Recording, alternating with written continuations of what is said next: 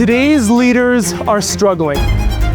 They're struggling to maintain emotional balance in a world where change just won't stop.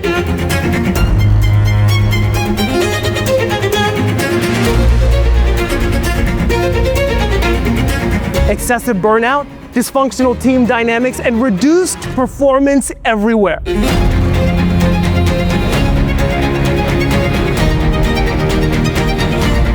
We've been taught to believe that avoiding emotions, particularly at work, makes us stronger.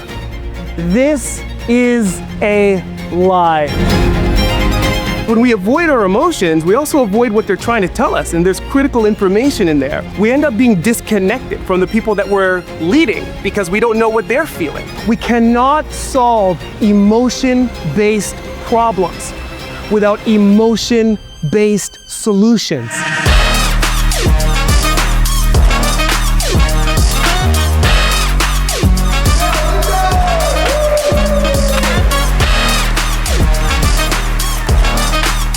How many people in this room have had an experience with a micromanager? So there's a bunch of hands that didn't go up. You've got to invite me to the rock that you live under because it must be amazing under there.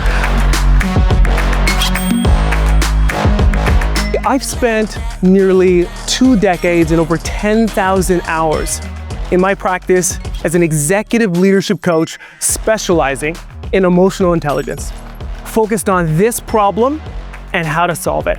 As AI continues to accelerate, the emotional demand is increasing. We need to have emotionally powerful, emotionally intelligent, and emotionally skilled leaders to be able to thrive in this new world.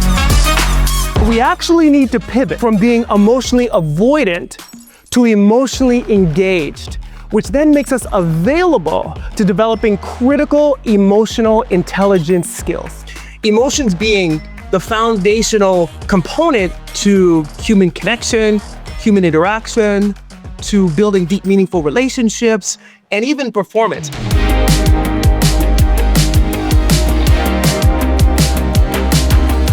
I've now developed a proven process for developing emotional intelligence. And it's called the Emotional Empowerment Process. It starts, number one, with pinpoint.